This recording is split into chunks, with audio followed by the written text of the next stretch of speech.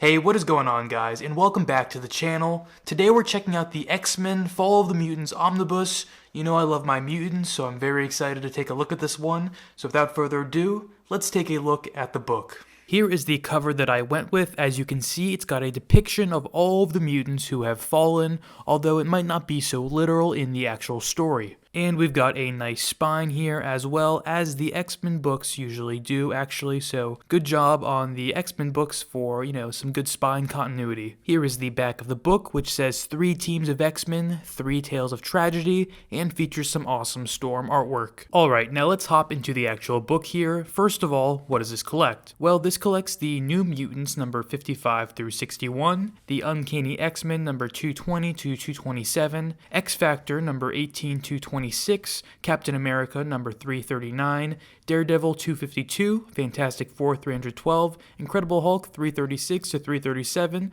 and issue 340, and then Power Pack issue 35. So it sounds like maybe there's a lot in there, but it's actually pretty simple, and I will break it down here in a second. But first, I'm sure you're wondering, if you're unfamiliar with this, what is, Fall of the Mutants? What is that event? Well, that's like I just said, it is an event. It is what comes after the first big X-Men event, which is Mutant Massacre. So after the massacre, there is the Fall of the Mutants. Unlike the previous event, however, Fall of the Mutants is not really as intertwined at all, really. There's some little nods to what's going on with the other teams, but really, like the back of the book said, this is just 3 separate tales of tragedy for each team of mutants, and those teams being X-Factor, the X-Men, and the New Mutants. And then the other character books that were in here, those are basically just, sort of showing some of the aftermath from other Marvel character perspectives. So, for example, the X-Factor tragedy in this book deals with Apocalypse and his 4 Horsemen wreaking havoc across New York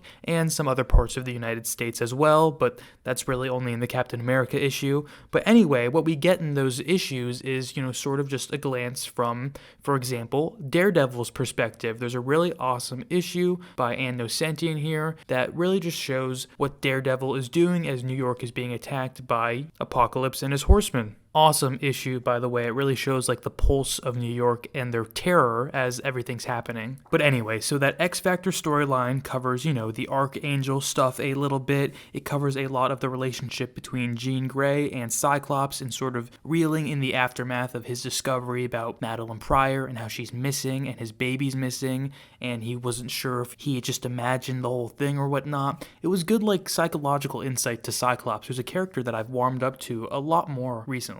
And then as for the conflict with the X-Men in the book, they're basically still trying to hunt down and fight the Marauders, who were the ones who massacred all of the mutants that were the Morlocks in the last event. And they also find themselves dealing with a new demon opponent who is the Adversary. I think the X-Men portion of this book was my favorite part of it, and I just really enjoy the team at this time, and this actually leads into the Outback era for the X-Men as well. But in this section of the book, we just get some really awesome character work from Storm and Forge. Storm is currently depowered because of Forge. If you've, read some previous stuff, you know that. And she's sort of on her quest to get her powers back, and I'm not going to spoil if that happens or not, but what do you think, really, Storm has also currently made Wolverine the team leader, and he's just got a great attitude about him to it. He's, just kind of curmudgeon-y and like, oh, let's get back to work type stuff, And that type of role is one that I actually really enjoyed Wolverine being in, and I thought it was super refreshing. He wasn't doing his lone wolf type stuff because he had to keep the team together. We also get the conflict resolution between Dazzler and Rogue, who, if you're unaware, previously Rogue tried to kill Dazzler when Rogue was in her bad guy villain era, and Dazzler, rightfully so, was pretty upset about that, but they managed to work it out in this, and it's beautiful. I also really love and appreciate Psylocke, Betsy Braddock, at this time, because she is just such an awesome addition to the team. She's so powerful, and her character design just goes hard, to be honest with you. And then the New Mutant stuff in here is pretty interesting, actually. This is after Claremont's run on the series, so it's written by Louise Simonsen, who I really enjoy her work. And this is the period of time when Charles Xavier is not in the picture, and Magneto is actually the headmaster of the school, which I always thought was fun but underutilized. I wish he had more of a presence in that book. The moments we do get with Magneto there are really enjoyable though. But basically what's happening here, and by the way, this picks up right after New Mutants Volume 2, so if you want to read what's next, this is that. But essentially the team is going after this animal-human hybrid, Birdbrain as they name him,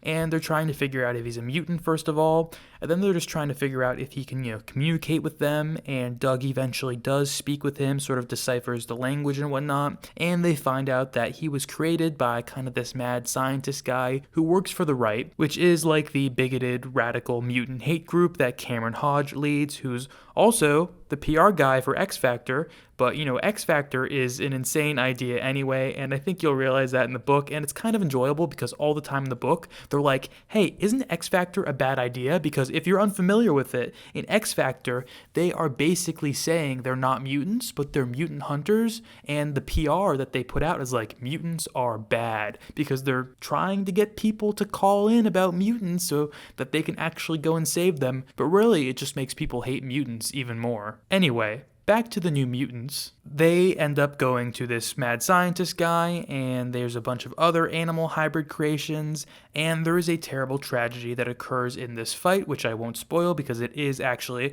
probably the worst tragedy of the 3 stories here. But guys, as with most X-Men stuff of this era, I really enjoyed all of my reading here, and so I would highly recommend it to you. Even if you haven't read Mutant Massacre, I think you'd still be able to pick up most of the context. But if you've read Mutant Massacre, then especially I'd say pick this book up. And if you do, or you've read it already, let me know what you think of the book. And thank you guys so much for watching. I really appreciate it. Please like, comment, and subscribe. It helps out the channel, and it helps me keep doing this. Have a great rest of your day, guys.